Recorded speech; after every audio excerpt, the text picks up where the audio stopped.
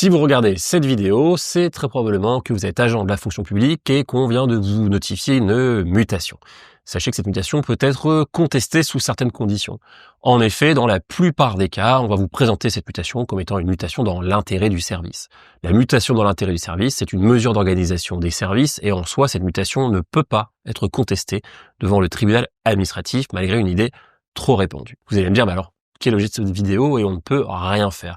En réalité, cette mutation dans l'intérêt du service, qui encore une fois s'impose, peut être contestée dès lors qu'on estime qu'en réalité, on fait face à ce qu'on appelle un détournement de pouvoir, c'est-à-dire que votre hiérarchie utilise la notion d'intérêt du service pour vous notifier une sanction disciplinaire déguisée. Et ça, c'est illégal. Si la mutation en réalité est une sanction disciplinaire déguisée, on peut aisément la contester devant le juge administratif.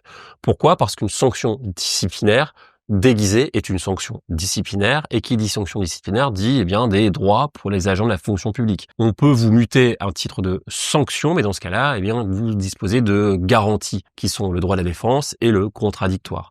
Si on vous mute à titre de sanction, il faut qu'on saisisse ce qu'on appelle le conseil de discipline de la fonction publique auquel vous pouvez être accompagné d'un avocat. Vous devez avoir accès à l'intégralité du dossier qui motive cette mutation.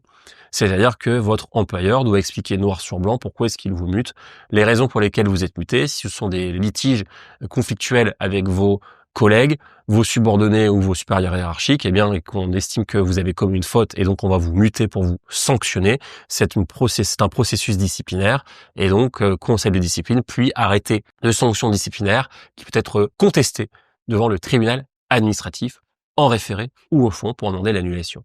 Vous l'aurez compris, si on vous notifie une mutation dans l'intérêt du service et que vous sentez qu'en réalité derrière, on vient vous sanctionner un comportement ou un manquement parce que vous n'êtes plus en odeur de sainteté vis-à-vis de votre employeur, n'hésitez pas à contester en requalifiant cette mutation dans l'intérêt du service de mutation en sanction disciplinaire déguisée. Là-dessus, je peux vous accompagner en tant qu'avocat en droit de la fonction publique. Si vous avez des questions par rapport à cette mutation déguisé en sanction, n'hésitez pas à me contacter. Je suis là pour répondre à toutes vos questions. Je suis Benjamin Gelard, je suis avocat en droit de la fonction publique et je vous dis à très bientôt.